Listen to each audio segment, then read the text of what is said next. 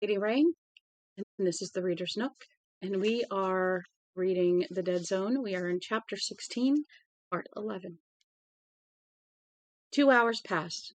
It was nearly 1 o'clock in the morning. Johnny had called his father and told him he would find a place to sleep in Castle Rock.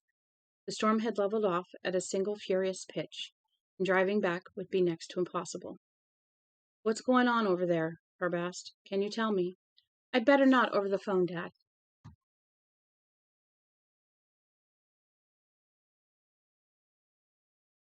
"All right, Johnny, don't exhaust yourself." "No." But he was exhausted. He was more tired than he could remember being since those early days in physical therapy, when Eileen McGowan, a nice woman, he thought randomly, a nice friendly woman, "Hey, get out of there!" At least until I told her that her house was burning down. After that, she had become distant and awkward. She thanked him, sure, but had she ever touched him after that? Actually touched him? Johnny didn't think so. And it would be the same with Bannerman when this thing was over. Too bad. Like Eileen, he was a fine man. But people get very nervous around people who can just touch things and know all about them. "It doesn't prove a thing," Bannerman was saying now. There was a sulky little boy rebelliousness in his voice that made Johnny want to grab him and shake him until he rattled. But he was too tired. They were looking down at the rough chart Johnny had made on the back of the circular for used state car interceptors. Stacked untidily by Bannerman's desk was 7 or 8 cartons of old time cards, and sitting in the top half of Bannerman's in and out basket was Frank Dodd's cards, going back to 71, when he had joined the sheriff's department. The chart looked like this: murderers, Frank Dodd; Alma Fretchett, waitress, 3 p.m., 11:20 of 70. Frank Dodd then worked on Main Street, at the Main Street Golf Station. Toothaker, 10 a.m., 11:17:71. Frank Dodd, off duty. Cheryl Moody, junior high school student, 2 p.m., 12:16:71. Frank Dodd, off duty. Harold Dunbarger, high school student, 11, we're not sure of the day, 74. Frank Dodd, 2-week vacation period. Etta Ringgold, teacher, 10:29:75. Frank Dodd, regular duty hours. Mary Kate Henderson, 11:10 a.m., 12:17:75. Frank Dodd, off duty. All times are estimated time of death figures supplied by state medical examiner. "No, it doesn't prove anything," Johnny agreed, rubbing his temples. "But it doesn't exactly rule him out, either." Bannerman tapped the chart. "When Miss Ringgold was killed, he was on duty." "Yeah, if she really was killed on the 29th of October. But it might have been the 28th or the 27th, and even if he was on duty, who suspects a cop?" Bannerman was looking at the little chart very carefully. "What about the gap?" Johnny said. "The 2-year gap." Bannerman thumbed through the time cards. "Frank was right here on duty during 73 and 74. You saw that. So maybe the urge didn't come on him that year. At least, so far as we know." "So far as we know, we don't know anything," Bannerman contradicted quickly. "But what about 72? Late 72, early 73? There's no time cards for that period. Was he on vacation?" "No," Bannerman said. "Frank and a guy named Tom Harrison took a semester course in rural law enforcement at a branch of the University of Colorado in Pueblo. It's the one place in the country where they offer a deal like that. It's an 8-week course. Frank and Tom were out there from October 15th until just about Christmas. The state pays part, the county pays part, and the U.S. government pays part under the Law Enforcement Act of 71. I picked Harrison. He's chief of police over in Gate Falls now. And Frank almost didn't go because he was worried about his mother being alone. To tell you the truth, I think she tried to persuade him to stay home. I talked him into it. He wants to be a career officer, and something like the Royal Law Enforcement course looks damn good on your record." I remember that when he and Tom got back in December. Frank had a low-grade virus, and he looked terrible. He'd lost 20 pounds. Claimed no one out there in Cow County could cook like his mom. Bannerman fell silent. Something in what he had just said seemed to disturb him. He took a week's sick leave around the holidays, and then he was okay, Bannerman resumed, almost offensively. He was back by the 15th of January, at the latest. Check the time cards for yourself. I don't have to, any more than I have to tell you what your next step is. No, Bannerman said. He looked at his hands. I told you that you had a head for this stuff. Maybe I was right, righter than I know, or maybe wanted to be. He picked up the telephone and pulled out a thick directory with a plain blue cover from the bottom drawer of his desk. Paging through it without looking up, he told Johnny, "This is courtesy of that same law enforcement act. Every sheriff's office in every county of the United States." He found the number he wanted and made his call. Johnny shifted in his seat. "Hello," Bannerman said. "Am I talking to the Pueblo Sheriff's Office?" "All right. My name is George Bannerman. I'm the county sheriff in Castle County in western Maine." "Yes, that's what I said, the state of Maine. Who am I talking to, please?" "All right, Officer Taylor, this is the situation. We've had a series of murders out here, rape stranglings. 6 of them in the past 5 years. All of them have taken place in the late fall or early winter. We have He looked at Johnny for a moment, his eyes hurt and helpless. Then he looked down at the phone again. "We have a suspect who was in Pueblo from October 15th of 72 until December 17th, I think. We'd like to know if you have what I'd like to know is if you have an unsolved homicide on your books during that period. Victim female, no particular age, raped, cause of death, strangulation. Further, I'd like to know the perpetrator's sperm type if you have had such a crime and the sperm sample was obtained." "What? Yes, okay. Thanks. I'll be right here waiting. Goodbye, Officer Taylor." He hung up. "He's going to verify my bona fides, then check it through, and then call me back. You want a cup of... No, you don't drink it, do you?" "No," Johnny said. "I'll settle for a glass of water." He went over to the big glass cooler and drew a paper cup full of water. Outside, the storm howled and pounded. Behind him, Bannerman said awkwardly, "You okay? You were right. Yeah, okay, you were right. He's the son I'd like to have had. My wife had Katrina by cesarean. She could never have another one. The doctor said it would kill her. She had the Band-Aid operation, and I had a vasectomy, just to be sure." Johnny went to the window and looked out on darkness, his cup of water in his hand. There was nothing to see but snow, but if he turned around, Bannerman would break off. You didn't have to be psychic to know that. Frank's dad worked on the B&M line and died in an accident when Frank was 5 or so. He was drunk, tried to make a coupling in a state where he probably would have pissed down his own leg and never known it. He got crushed between 2 flat cars. Frank's had to be man of the house ever since. Roscoe says he had a girl in high school, but Mrs. Dodd put paid to that in a hurry. I bet she did, Johnny thought.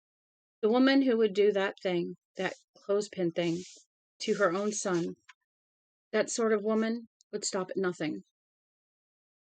She must be almost as crazy as he is. He came to me when he was 16 and asked if there was such a thing as a part-time policeman. Said it was the only thing he'd ever really wanted to do or be since he was a kid. I took a shine to him right off. Hired him to work around the place and paid him out of my own pocket. Paid him what I could, you know. He never complained about the wages.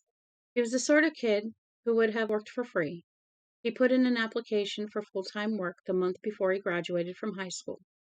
But at that time, we didn't have any vacancies.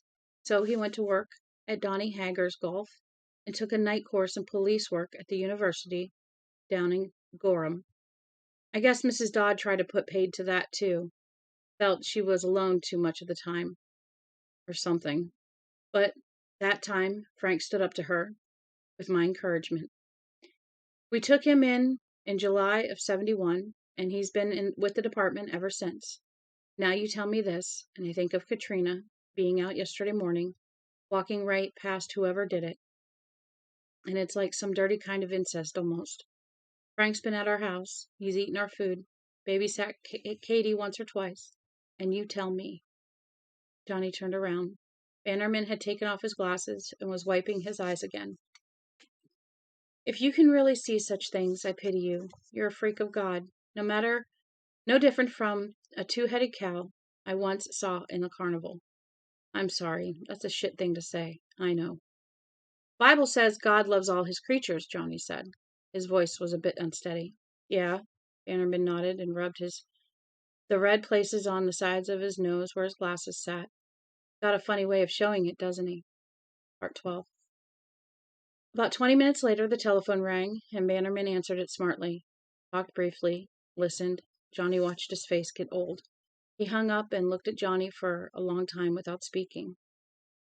November 12th, 72, he said. A college girl. They found her in a field out by the turnpike. Ann Simmons, her name was. Raped and strangled. 23 years old. No semen type obtained. It's still not proof, Johnny. I don't think, in your own mind, you need any more proof, Johnny said. And if you confront him with what you have, I think he'll break. And if he doesn't, Johnny remembered the vision on the bandstand. It whirled back at him like a crazy, lethal boomerang. The tearing sensation. The pain that was pleasant, the pain that recalled the pain of the clothespin, and the pain that confirmed everything. Get him to drop his pants, Johnny said. Bannerman looked at him. 13. The reporters were still out in the lobby. In truth, they probably wouldn't have moved even had they not suspected a break in the case. Or at least a bizarre new development. The roads out of town were impassable. Bannerman and Johnny went out the supply closet window. Are you sure this is the way to do it? Johnny asked. And the storm tried to rip the words out of his mouth. His legs hurt. No, Bannerman said simply. But I think you should be in on it. Maybe I think he should have the chance to look you in the face, Johnny. Come on. The Dodds are only 2 blocks from here. They set off, hooded and booted, a pair of shadows in the driving snow. Beneath his coat, Bannerman was wearing his service pistol. His handcuffs were clipped to his belt. Before they had gone a block through the deep snow, Johnny was limping badly. But he kept his mouth grimly shut about it. But Bannerman noticed. They stood in the doorway of the Castle Rock Western Auto. Son, what's the matter with you? Nothing, Johnny said. His head was starting to ache again, too. It sure is something. You act like you're walking with 2 broken legs. They had to operate on my legs after I came out of the coma. The muscles had atrophied. Started to melt is how Dr. Brown put it. The joints were decayed. They fixed it up the best they could with synthetics. Like the $6 million man? Huh. Johnny thought of neat piles of hospital bills back home, sitting on the top drawer of the dining room hutch. Yes, something like that. When I'm on them too long, they stiffen up, that's all. You want to go back? You bet I do. Go back and not have to think about this hellacious business anymore. Wish I'd never come. Not my problem. This is the guy who compared me to a 2-headed cow. No, I'm okay, he said. They stepped out of the doorway, and the wind grabbed them and tried to bowl them along the empty street. They struggled through the harsh, snow-choked glare of arc sodium streetlights, bent into the wind. They turned onto a side street, and 5 houses down, Bannerman stopped in front of a small and neat New England salt box. Like the other houses on the street, it was dark and battened down. This is the house, Bannerman said. His voice oddly colorless. They worked their way through the snowdrift that the wind had thrown against the porch and mounted the steps. 14. Mrs. Henrietta Dodd was a big woman who was carrying a dead weight of flesh on her frame.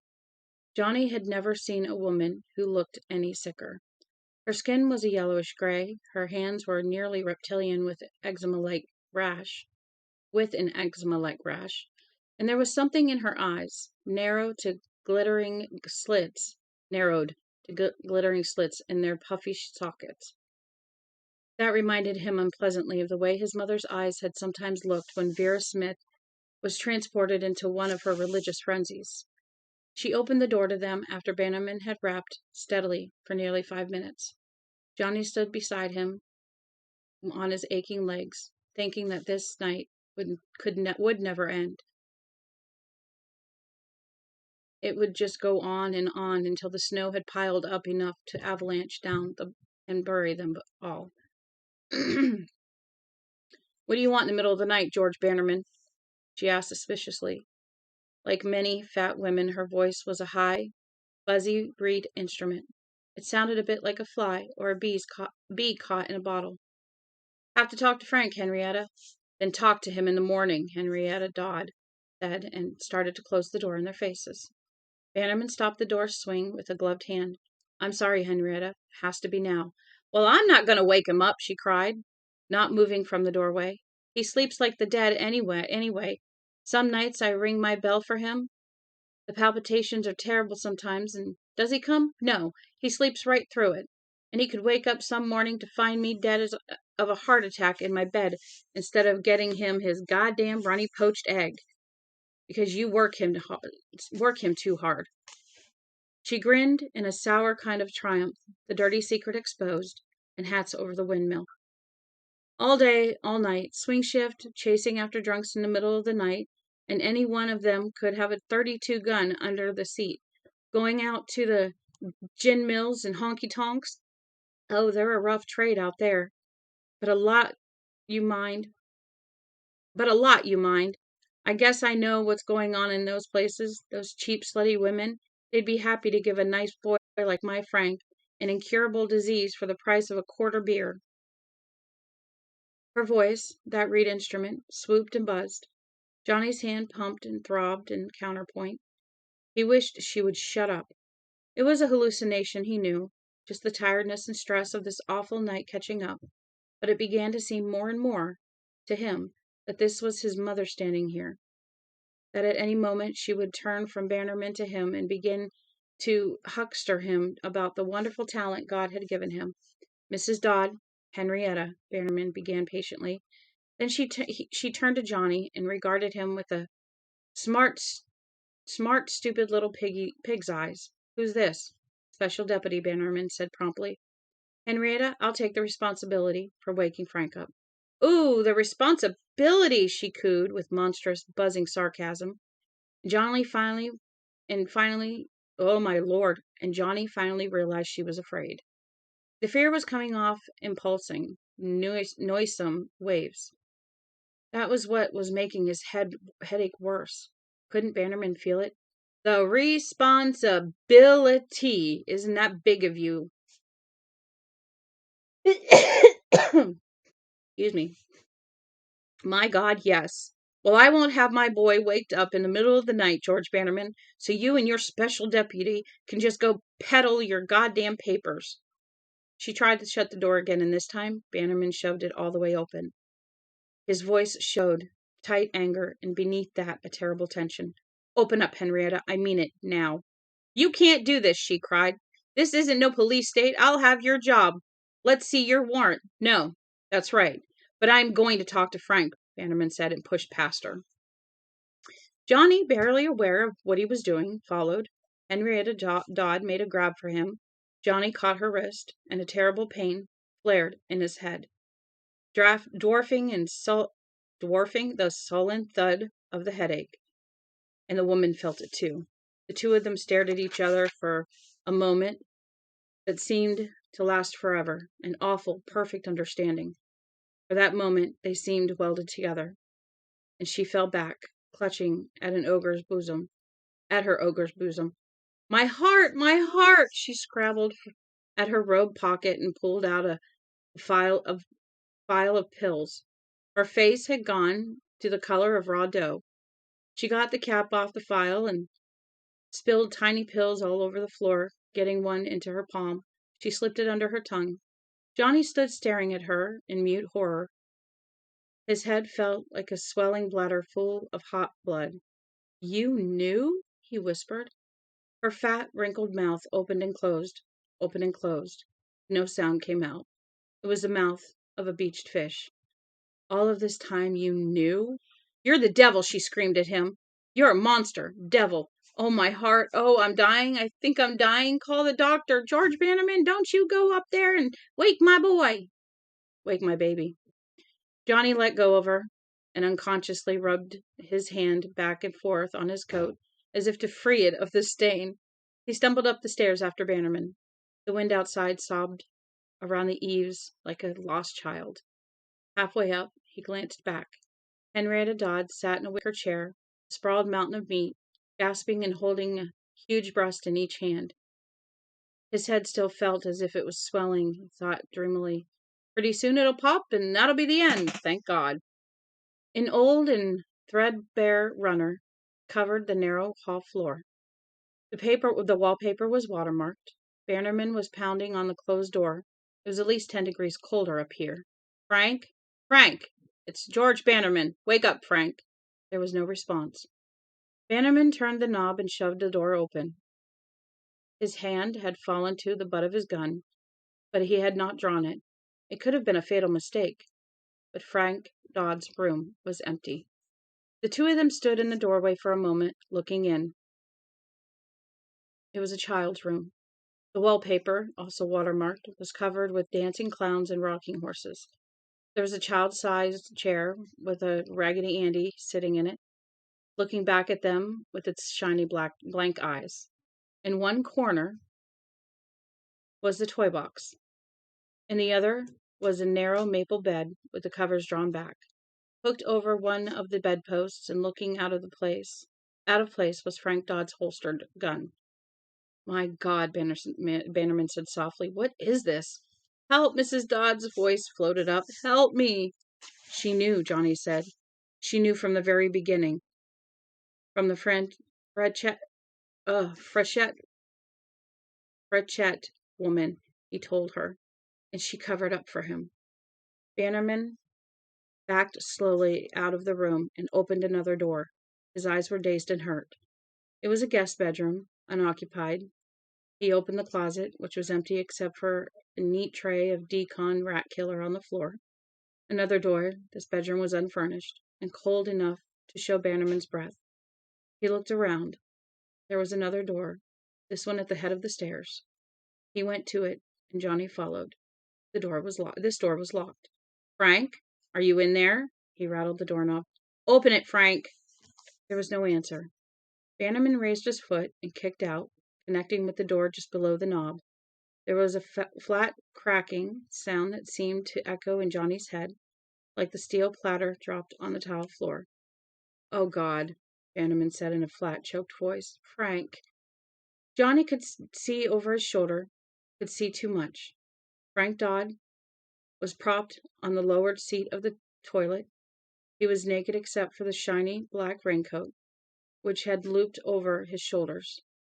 The raincoat's black hood, executioner's hood, Johnny thought dimly, dangled down on the top of the toilet tank like some grotesque, deflated black pod. He had somehow managed to cut his own throat. Johnny would not have thought that possible. There was a package of Wilkinson's sword blades on the edge of the wash basin. A single blade lay on the floor, glittering wickedly. Drops of blood had beaded on its edge. The blood from his severed jugular vein and carotid artery had splashed everywhere. There were pools of blood caught in the folds of the rain jacket, which dragged on the floor.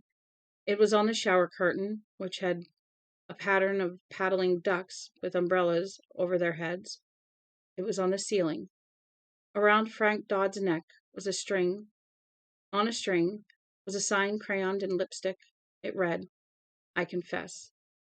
In pain, Johnny's head began to climb to a sizzling, unsupportable peak.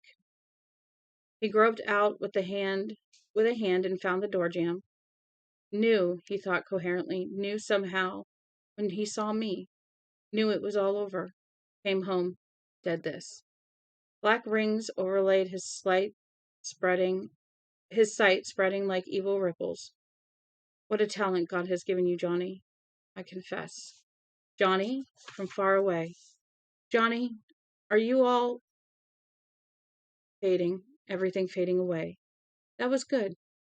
Would have been better if he had never come out of the coma at all. Better for all concerned. Well, he had had his chance. Johnny? Frank Dodd had come up here, and somehow he had slit his throat from ear to proverbial ear, while the storm howled outside, like all the dark things of the earth let loose. Gone a gusher, as his father had said that winter 12 years or so ago, when the pipes in the basement had frozen and burst. Gone a gusher, sure as hell had, all the way up to the ceiling. He believed that he might have screamed then, but afterward was not sure. It might only have been in his own head that he'd screamed, but he wanted to scream out all the horror and pity and agony in his heart. And then he was falling forward into darkness, and grateful to go. Johnny blacked out. 15. From the New York Times, December 19th, 1975. Maine psychic directs sheriff to killer deputy's home after visiting scene of the crime. That's the headline. Special to the Times. John Smith of Pownell may not actually be psychic, but one would have difficulty persuading Sheriff George F. Bannerman of Castle County, Maine, to believe that. Desperate after a sixth assault murder in the small western Maine town of Castle Rock, Sheriff Bannerman called Mr. Smith on the phone and asked him to come over to Castle Rock and lend a hand, if possible. Mr. Smith, who received a national attention earlier this year when he recovered from a deep coma after 55 months of unconsciousness, has been condemned by the weekly tabloid Insider View as a hoaxer. But at a press conference yesterday, Sheriff Bannerman would only say, "We don't put a whole lot of stock up here in Maine in what those New York reporters think." According to Sheriff Bannerman, Mr. Smith crawled on his hands and knees around on the scene of the sixth murder, which occurred on the Castle Rock Town Common. He came up with a mild case of frostbite and the murderer's name, Sheriff Deputy Frank Dodd, who had been on the Castle Rock Sheriff's Department payroll 5 years, as long as Bannerman himself. Earlier this year, Mr. Smith stirred controversy in his native state when he had a psychic flash that his physical therapist's home had caught fire. The flash turned out to be nothing but the truth. At a press conference following, a reporter challenged him to. From Newsweek, page 41, week of December 24th, 1975. The new Horcus. The headline. It may be that the first genuine psychic since Peter Horcus has been uncovered in this country. Horcus was a German-born seer who was able to tell questioners all about their private lives by touching their hands, silverware, or items from their handbag. John Smith is a shy and unassuming young man from the south-central Maine town of Pownell. Earlier this year, he returned to consciousness after a period of more than 4 years in a deep coma following a car accident. Photo. According to the consulting neurologist in the case, Dr. Samuel Wesett, Smith had a perfectly astounding recovery.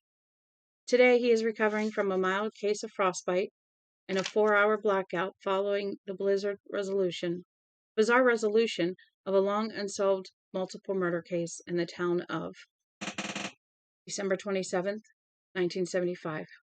Dear Sarah, Dad and I both enjoyed your letter, which arrived just this afternoon. I'm really fine, so you can stop worrying, okay? But I thank you for your concern. The frostbite was greatly exaggerated in the press. Just a couple of patches on the tips of my 3 fingers on my left hand. The blackout was really nothing much more than a fainting spell, brought on by emotional overload, Wesett says. Yes, he came down himself and insisted on driving me to the hospital in Portland. Just watching him in action is nearly worth the price of admission. He bullied them into giving him a consultation room and an EEG machine and a technician to run it. He says he can find no new brain damage or signs of progressive brain damage. He wants to do a whole series of tests. Some of them sound utterly inquisitorial. Ha ha! And are you still sniffing that wicked cocaine, darling? Anyway, I turned down the kind offer to be pumped and prodded some more. Dad is rather pissed at me about turning the test down. Keeps trying to draw a parallel between my refusal to have them and Mom's refusal to take her hypertension medicine. It's very hard to make him see that. If Weswick did find something, the odds would be 9-1 against him being able to do anything about it. Yes, I saw the Newsweek article. That picture of me is from the press conference, only cropped. Don't look like anyone you'd like to meet in a dark alley, do I? Only G, as your buddy Ann Stafford is fond of saying. But I wish they hadn't run that story. The packages, cards, and letters have started coming again. I don't open any of them anymore unless I recognize this return address. Just mark them return to sender. They are too pitiful, too full of hope or hate and belief and unbelief. And somehow they all remind me of the way my mom was when she woke up. Well, I don't mean to sound so gloomy. It ain't all that bad. But I don't want to be practicing psychic. I don't want to go on tour or appear on television. Some yahoo from NBC got our phone number, who knows how, and wanted to know if I'd consider doing the Carson show. Great idea, huh? Don Rickles could insult some people, some starlet could show her jugs, and I could make a few predictions, all brought to you by General Foods. I don't want to do any of that shit. Shit with asterisks between the letters. What I am really looking forward to is getting back to Cleves Mills and sinking into the utter obscurity of the high school English teacher and save the psychic flashes for football prep rallies. God, that's all. Well, I guess that's all for this time. Hope you and Walt and Denny had yourself a merry little Christmas and are looking forward eagerly, from what you said, I'm sure Walt is at the very least, to the brave bicentennial election year now stretching before us. Glad to hear your spouse has been picked to run for the state Senate seat there. But cross your fingers. Sari, 76 doesn't look like a banner year for elephant lovers. Send your thanks for that one across to Sam Clemente. My dad sends his best and wants me to tell you thanks for the picture of Denny, who really impressed him. I send my best also. Thanks for writing, and for your misplaced concern. Misplaced, but very welcome. I'm fine, and looking forward to getting back in harness. Love and good wishes, Johnny. P.S. For the last time, kiddo, get off that cocaine. That's actually funny. It's a joke between the two of them. December 29th, 1975. Dear Johnny, this is the hardest, bitterest letter I've had to write in my 16 years of school administration. Not only because you're a good friend, but because you're a damn good teacher. There's no way to gild the lily on this. So guess I won't even try. There was a special meeting of the school board last evening, at the behest of 2 members I won't name. But they were on the board when you were teaching here, and I think you can probably guess the names. And they voted 5-2 to ask that your contract be withdrawn. The reason? You're too controversial. Thank you. Y'all are so awesome. The reason? You're too controversial to be effective as a teacher. I come very close to tendering my own resignation. I was that disgusted. If it wasn't for Maureen and the kids, I think I would have. This abortion isn't even on a par with tossing Rabbit Run or Catcher in the Rye out of the classroom. This is worse. It stinks. I told them that, but I might as well have been talking in Esperanto or Igpe at and lay. All they can see is that your picture was in Newsweek, in the New York Times, and that the Castle Rock story was on the national network news broadcasts. Too controversial. 5 old men in trusses. The kind of men who are more interested in hair length than in textbooks, more involved in finding out who might smoke pot on the faculty than in finding out how to get some 20th century equipment for the Psi Wing. I have written a strong letter of protest to the board at large, and with a little arm twisting, I believe I can get Irving Feingold to co-sign it with me. But I'd also be less than truthful if I told you there was a hope in hell of getting those 5 old men to change their minds. My honest advice to you is to get yourself a lawyer, Johnny. You signed that blueback in good faith, and I believe you can squeeze them for every last cent of your salary, whether you ever step into a Cleves Mills classroom or not. And call me when you feel like talking. With all my heart, I'm sorry. Your friend, Dave Pelson. 16. Johnny stood beside the mailbox with Dave's letter in his hand, looking down at it unbelievingly. It was the last day of 75, clear and bitterly cold. His breath came out of his nostrils in fine white jets of smoke. Shit, he whispered. Oh man, shit. Numbly, still not assimilating it totally, he leaned down to see what else the mailman had brought him. As usual, the box was crammed full. It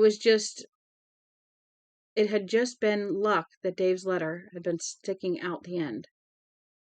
There was white fluttering slip of paper telling him to call at the post office for his packages, the inevitable packages. My husband deserted me in 69. Here is a pair of his socks. Tell me where he is so I can get that child support out of the bastard. My baby choked to death last year. Here is his rattle. Please write and tell me if he is happy with the angels. I didn't have him baptized because his father did not approve, and now my heart is breaking. The endless litany. What a talent God has given you, Johnny. The reason you're too controversial to be effective as a teacher. In a sudden vicious spasm, he began to rake letters and manila envelopes out of the box, dropping them in the snow. The inevitable headache began to form around his temples like 2 dark clouds that would slowly draw together, enveloping him in pain. Sudden tears began to slip down his cheeks, and in the deep, still cold, they froze to glittering tracks almost immediately. He bent and began to pick up the letters he had dropped. He saw one, doubled and trebled through the prims of his tears, addressed in heavy, dark pencil to to John Smith, psychic seer, psychic, S-I-K-I-K. Psychic seer, that's me. His hands began to tremble wildly, and he dropped everything, including Dave's letter. It fluttered down like a leaf and landed print side up among the other letters. All the other letters. Through his helpless tears, he could see the letterhead and the motto below the torch. Teach, to learn, to know, to serve. Serve my ass, you cheap bastards, Johnny said. He fell on his knees and began to gather up the letters, sweeping them together with his mittens. His fingers ached dully, a reminder of the frostbite. A reminder of Frank Dodd riding a dead toilet seat for eternity, into eternity. Blood in his all-American blonde hair, I confess. He swept the letters up and heard himself muttering over and over, like a defective record, killing me. You people are killing me. Let me alone. Can't you see you're killing me? He made himself stop. There was no way to behave. Life would go on one way or another. Life would most certainly go on. Johnny started back to the house, wondering what he could do now. Perhaps something would come along. At any rate, he had fulfilled his mother's prophecy. If God had had a mission for him, then he had done it. No matter now that it had been the kamikaze mission, he had done it. He was quits. Part 2, The Laughing Tiger. Chapter 17, Part 1. The boy read slowly, following the words of his finger, his long brown football player's legs stretched out on the chaise by the pool. in the bright, clear light of June. Of course, young Danny Juniper was dead, and I suppose that there were a few in the world who would say that he had not died. I don't know. Few in the world would say who would say he had not deserved his death, Johnny Smith said. Only the slightest fancier way of saying that most would agree that Danny's death was a good thing. Chuck was looking at him, and the familiar mix of emotions was crossing his usually pleasant face: amusement, resentment, embarrassment, a trace of sullenness. Then he sighed and looked down at the Max brand Western again. Deserved his death, but it was my great tragedy, Johnny supplied. But it was my great tragedy that he had died just as he was about to redeem some of his evil work by one great service to the world. Of course, that sigh.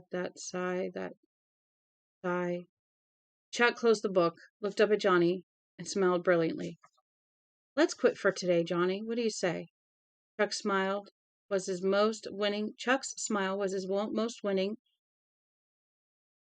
the one that had probably tumbled cheerleaders into bed all over New Hampshire. Doesn't that pool look good? You bet it does. The sweat is running right off your skinny, malnourished little bod. Johnny had to admit, at least to himself, that the pool did look good. The first couple of weeks of the bicentennial summer of '76 had been uncommonly hot and sticky. From behind them, around on the other side of the big, gracious white house, came the soporific drone of the riding lawnmower as Nego Fat, the Vietnamese groundsman, mowed what Chuck called the front 40. It was the sound that made you want to drink 2 glasses of cold lemonade and then nod off to sleep. No derogatory comments about my skinny bod, he said. Besides, we just started the chapter. Sure, but we read 2 before it, wheeling. Johnny sighed. Usually he could keep Chuck at it, but not this afternoon. And today the kid had fought his way gamely through the way John Sherburne had set up his net of guards around the Amity jail, and the way the evil Red Hawk had broken through and killed Johnny Juniper. Yeah, well, just finish this page then, he said. That word you're stuck on's sickened. The teeth in that one. No teeth in that one, Chuck. Good man. The grin widened. And no questions, right? Well, maybe just a few. Chuck scowled, and it was a put on. He was getting off easy, and he knew it. He opened the paperback with the picture of the gunslinger, shouldering his way through a set of saloon batwings again, and began to read in a slow, halting voice. A voice so different from his normal speaking voice that it could have belonged to a different young man altogether. Of course, that sickened me at once, but it was nothing to what waited for me at the bedside of poor Tom Kenyon.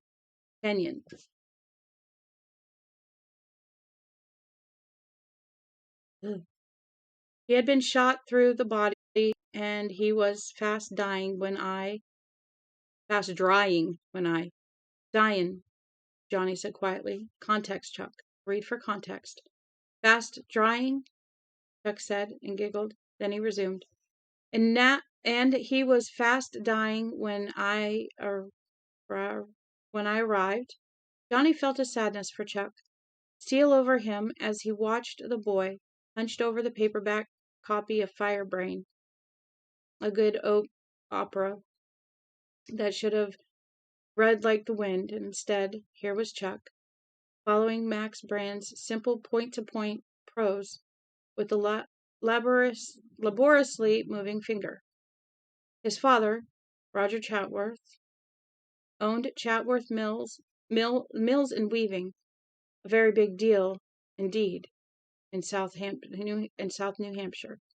He owned his 16-room house, this 16-room house in Durham, and there were 5 people on the staff, including Nego Fat, who went down to Portsmouth once a week to take United States citizenship classes. Chatsworth drove a restored 57 Cadillac convertible. His wife, a sweet, clear-eyed woman of 42, drove a Mercedes. Chuck had a Corvette. The family fortune was in the neighborhood of $5 million. And Chuck, at 17, was what God had really meant when he breathed life into the clay, Johnny often thought. He was a physically lovely human being. He stood 6'2" and weighed a good, muscular 190 pounds. Okay. His face was perhaps not quite interesting enough to be truly handsome, but it was acne and pimple-free and set off by a pair of striking green eyes, which had caused Johnny to think that the only other person he knew with really green eyes was Sarah Hazlett. At his high school, Chuck was the apotheosis of the BMOC, almost ridiculously so. He was captain of the baseball and football teams, president of the junior class during the school year just ended, president-elect of the student council this coming fall, and most amazing of all, none of it had gone to his head. In the words of Herb Smith, who had been down once to check out Johnny's new digs, Chuck was a regular guy. Herb had no higher accolade in his vocabulary. In addition, he was someday going to be an exceedingly rich regular guy.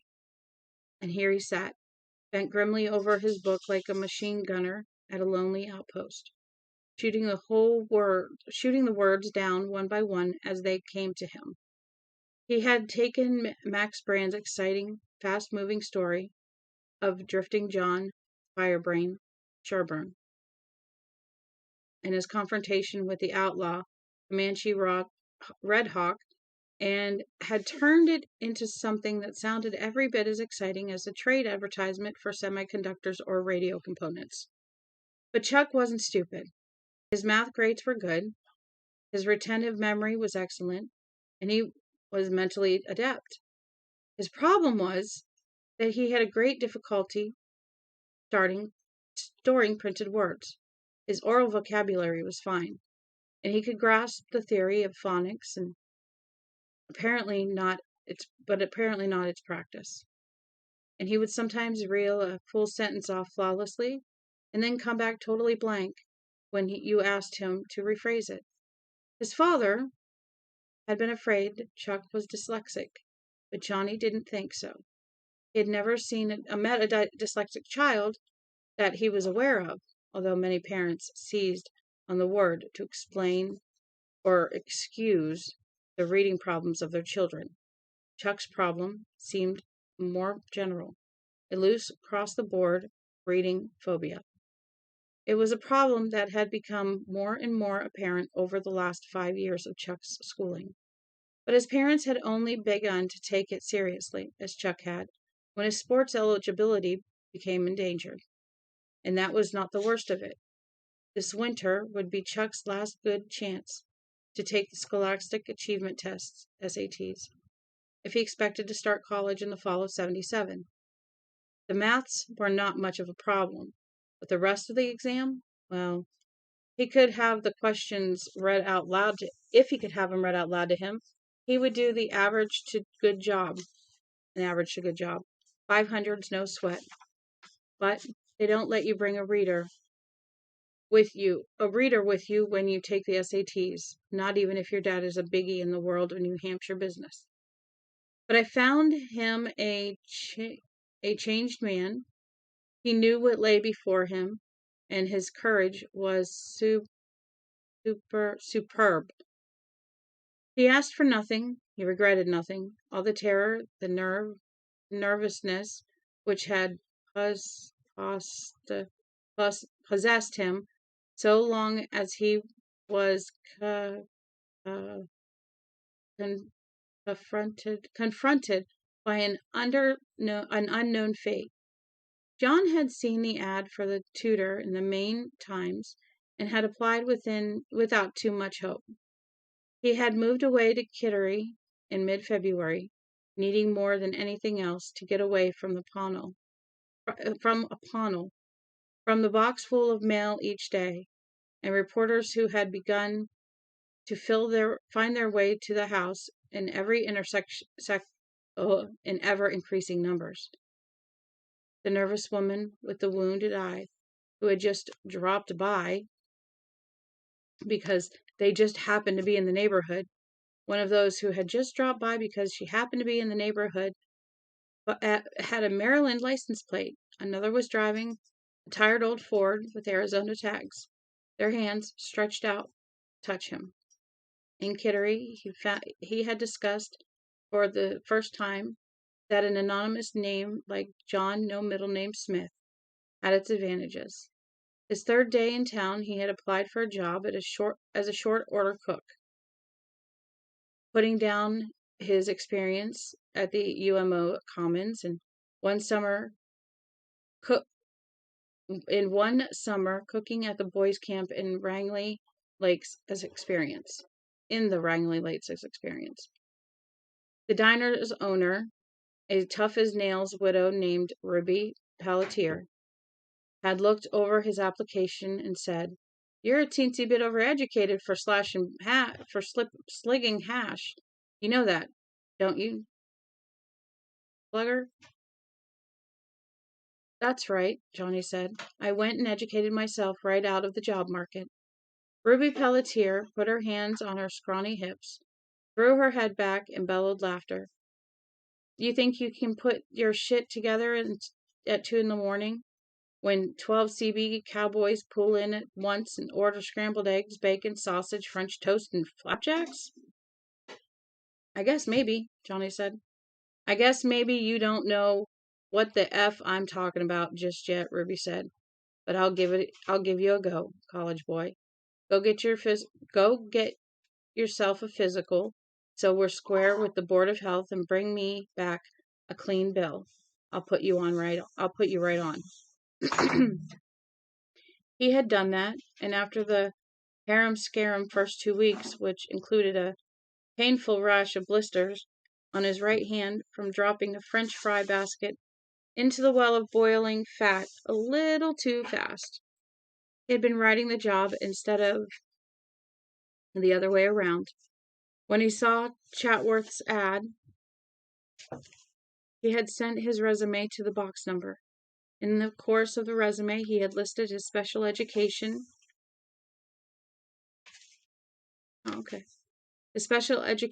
credentials, which included one semester seminar in learning disabilities and reading programs. I need a drink. Hold on. My throat's starting to get dry.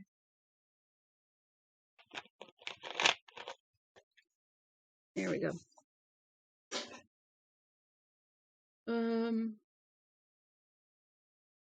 There we go. In late April, as he was finishing his second month at the diner, he had gotten a letter from Roger Chatsworth asking him to appear for an interview on May 5th. He made the necessary arrangements to take the day off, and at 2:10 on a lovely mid-spring afternoon, he had been sitting in Chatsworth's study, a tall, ice-choked glass of Pepsi Cola in one hand, listening to Roger talk about his son's reading problems. "That sounds like dyslexia to you?" Roger asked. "No, it sounds like a general reading phobia." Chatworth had winced a little. "Jackson syndrome?" Johnny had been impressed, as he was no doubt supposed to be. Michael Carey Jackson was a reading and grammar specialist from the University of California. Good Lord, Southern California, who had caused something of a stir 9 years ago with a book called The Unlearning Reader. The book described a loose basket of reading problems that had since become known as Jackson syndrome. The book was a good one if you could get past the dense academic jargon. The fact that Chatsworth apparently had done so told Johnny a good deal about the man's commitment to solving his son's problem. Something like that, Johnny agreed. But you understand, I haven't even met your son yet, or listened to him read. He's got coursework to make up from last year. American writers, a 9-week history block, and civics, of all things. He flunked his final exam there because he couldn't read the beastly thing. Have you got a New Hampshire teacher's certificate? No, Johnny said, but getting one is no problem. And how would you handle the situation? Johnny outlined the way that he would deal with it. A lot of oral reading on Chuck's part, leaning heavily on high-impact materials such as fantasy, science fiction, westerns, and Boy Meets Car juvenile novels. Constant questioning on what he had just read, and a relaxation technique described in Jackson's book. High achievers often suffer the most, Johnny said. They try too hard and reinforce the block. It's kind of a mental stutter that Jackson says that. Chatsworth interposed sharply. Johnny smiled. No, I say that, he said. Oh, go on. Sometimes if a student can totally blank his mind right after reading and not feel the pressure to recite back right away, circuits seem to become clear. The circuits seem to clear themselves. What then begins to happen? The student begins to rethink his line of attack. It's a positive thinking kind of thing. Chatsworth's eyes had gleamed. Johnny had just touched on the linchpin of his own personal philosophy. Probably the linchpin for the beliefs that most self-made men need nothing. The beliefs of most self-made men. Nothing succeeds like success, he said. Well, yes, something like that. How long would it take you to get a New Hampshire certificate? No longer than it takes to process my application. 2 weeks, maybe. Then you can start on the 20th. Johnny blinked. You mean I'm hired? If you want the job, you're hired. You can stay in the guest house. It'll keep the goddamn relatives at bay this summer, not to mention Chuck's friends. And I want him to really buckle down. I'll pay you $600 a month, not a king's ransom, but if Chuck gets along, I'll pay you a substantial bonus. Substantial. Chatsworth removed his glasses and rubbed his hand across his face. I love my boy, Mr. Smith. I only want the best for him. Help us out a little if you can. I'll try. Chatsworth put his glasses back on and picked up Johnny's resume again. You haven't taught for a hell of a long time. Didn't agree with you? Here comes, Johnny thought. It agreed, he said, but I was in an accident. Chatsworth's eyes had gone to the scars on Johnny's neck where the atrophied tendons had been partially repaired. Car crash? Yes. Bad one? Yes. You seem fine now, Chatsworth said. He picked up the resume, slammed it into a drawer, and amazingly, that was the end of the questions. So after 5 years, Johnny was teaching again, although his student load was only 2. And as for me, who had incredibly brought his death upon him. He took my hand with a weak grip and smiled his forgiveness up to me.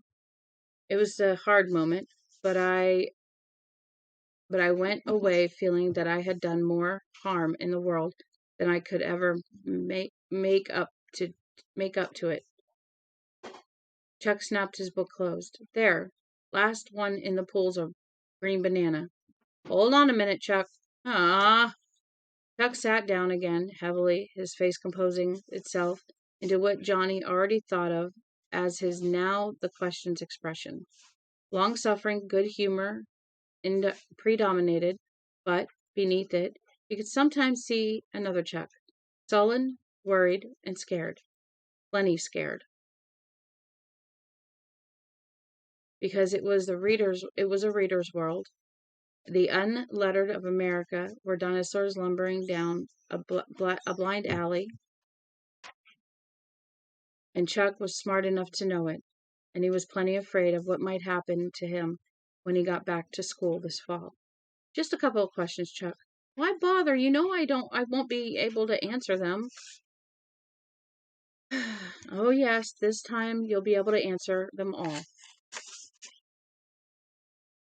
I can never understand what I read. You ought to know that by now. Chuck looked morose and unhappy.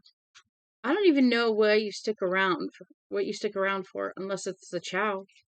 You'll be able to answer these questions because they're not about the book.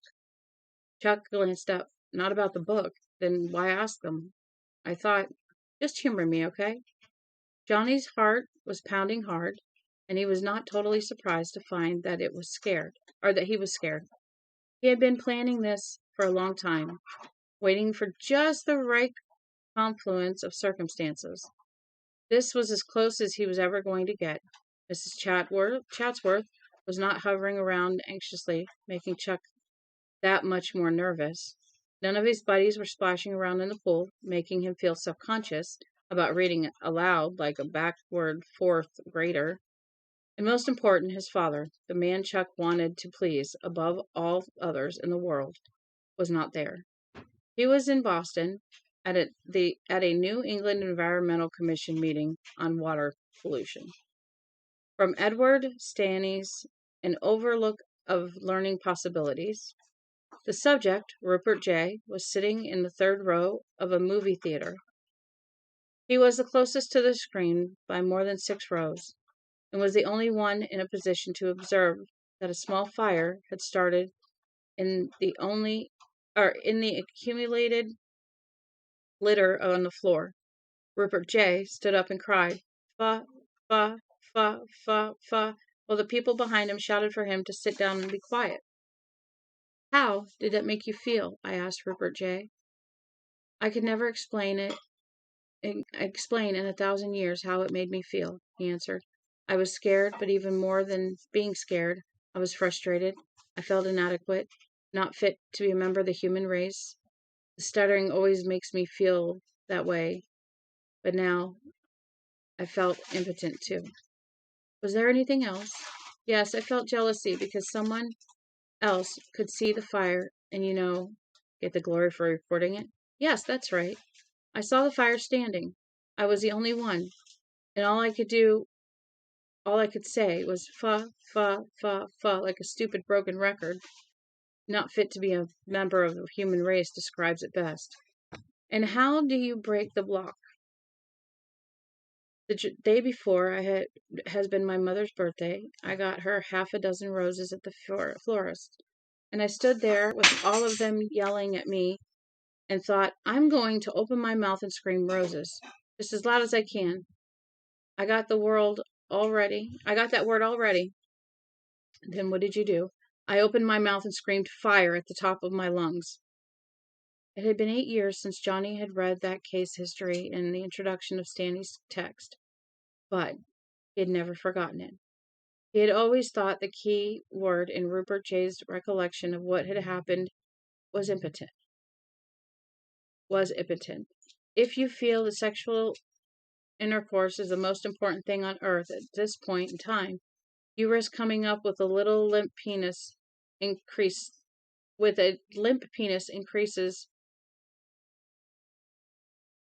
10 or 100-fold. Oh, your risk goes up. Okay. And if you feel that reading is the most important thing on earth, what's your middle name, Chuck? He asked casually. Murphy, Chuck said with a little grin. How's that for bad? My mother's maiden name. You tell Jack or Al that, and I'll be forced to do gross damage on your skinny body. No fear, Johnny said. When's your birthday? September 8th. Johnny began to throw the questions faster, not giving Chuck a chance to think. But they weren't questions you had to think about. What's your girl's name? Beth. You know Beth, Johnny. What's her middle name? Chuck grinned. Alma. Pretty horrible, right? What's your paternal grandfather's name? Richard. And who did you like in the American League East this year? Yankees in a walk. Who do you like for president? I'd like to see Jerry Brown get it. You're planning to travel or to trade the vet? Nah, next. Not this year, maybe next. Your mom's idea? You bet. She says it outraces her peace of mind. How did Red Hawk get past the guards and kill Dan Juniper? Sherburne didn't pay enough attention to that trap door leading into the jail attic. Chuck had promptly, without thinking, said promptly without thinking, and Johnny felt a sudden burst of triumph that had hit him like a knock of slight bourbon, or straight, like a knock of straight bourbon. This stuff's hard. That's hard liquor. It had worked. He had gotten Chuck talking about roses, and he had responded with a good, healthy yell of fire. Chuck was looking at him in almost total surprise. Red Hawk gone into the attic through the skylight, kicked open the trap door, shot Danny Juniper, shot Tom Kenyon too. That's right, Chuck. I remembered, he muttered, and then looked up at Johnny, his eyes widening, a grin starting at the corners of his mouth. You tricked me into remembering. I just took you by the hand and led you around the side of the side of whatever has been in your way all this time, Johnny said. But whatever it is, it's still there, Chuck. Don't kid yourself. Who was the girl Sherburne fell for? It was... His eyes clouded a little and then shook his head reluctantly. I don't remember. He stuck his tongue out with sudden viciousness. Can't remember anything. I'm so fucking stupid. Can you remember ever having been told how your dad and mom met? Chuck looked up at him and smiled a little. There was an angry red face on his thigh. Oh, there's an angry red place on his thigh where he had struck himself. Sure, she was working for Avi's down in Charleston, South Carolina. She rented my dad a car with a flat tire. Chuck laughed. She still claims she only married him because number 2 tries harder. And who was the girl Sherburne lost interest in? Jenny Longhorn. Big time trouble for him. She's Gresham's girl. A redhead, like Beth. He broke off and stared at Johnny as if he had just produced a rabbit from the breast pocket of his shirt. You did it again. No, you did it. With a simple trick of misdirection. Why do you say Jenny Longhorn is big time trouble for John Sturburn? Well, because Grisham's the big wheel there in that town. What town? Chuck opened his mouth, but nothing came out. Suddenly he cut his eyes away from Johnny's face and looked at the pool.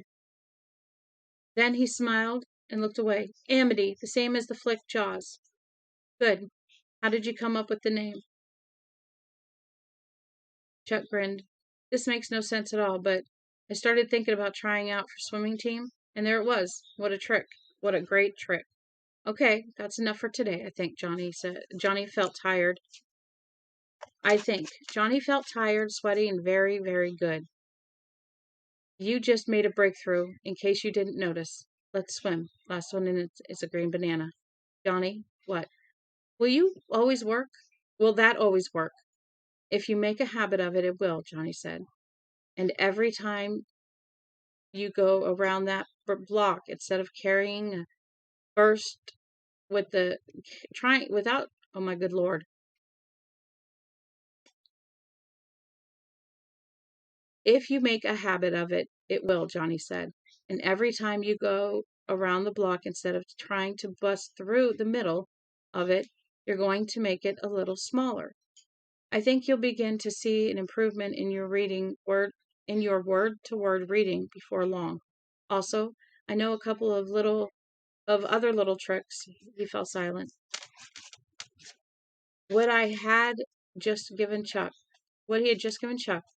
was less than the truth, without a kind of hypnotic suggestion. Thanks, Chuck said. The mask of long suffering of long-suffering good humor was gone, replaced by naked gratitude. If you ever find, if you get me over this, well, I guess I'd get down and kiss your feet if you wanted me to. Sometimes I get so scared. I feel like I'm letting my dad down. Chuck, do you know that's part of the problem? It is? Yeah. You're overswinging, overthrowing, over everything. And and it may not just, and it may not be just a psychological block, you know?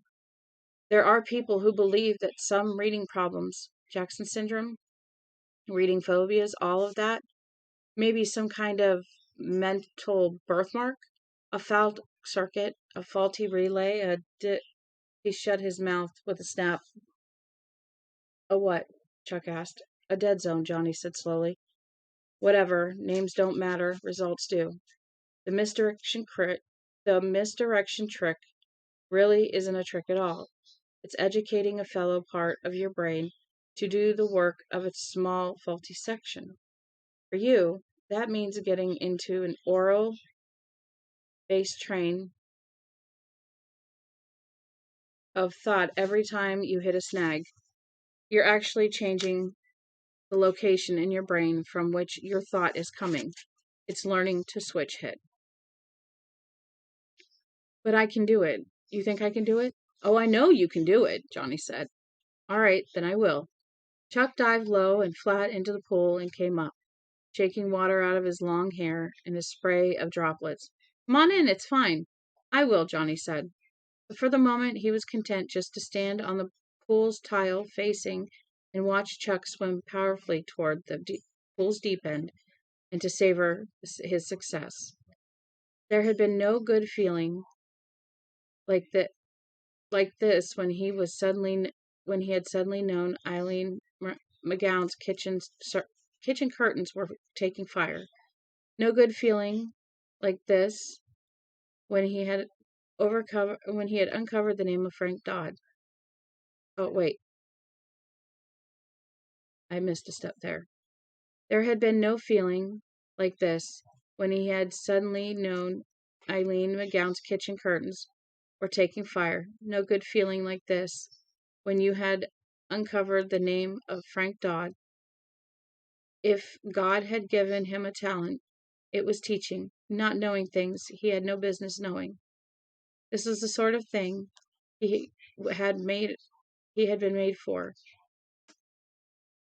And when he had been teaching at Cleves Mills back in '70, he had known it. More important, the kids had known it and responded to it. And Chuck had done as Chuck had done just now. I'm gonna stand there. You gonna stand there like a dummy? Chuck asked. Johnny dived into the pool. And we're gonna stop there. That's where we stopped before. And thankfully this was not on mute, so I really appreciate it. I appreciate you guys understanding. Thank you for being with me. We will continue tomorrow morning. I have to go get. We're going to cut this off for now, and we'll start with chapter 18 tomorrow. So, y'all have a good night. Thank you for following. Follow if you wish. That way you know when the lives are. I'm going to try to stick to a schedule, so I'm going to put up some kind of schedule up because it's like 11 and 7 is when I read, if I can. So anyway, yeah, I am going to let you guys go. Thank you so, so much for being here with me. I really appreciate it. I love y'all. I'll have a good night. Bye.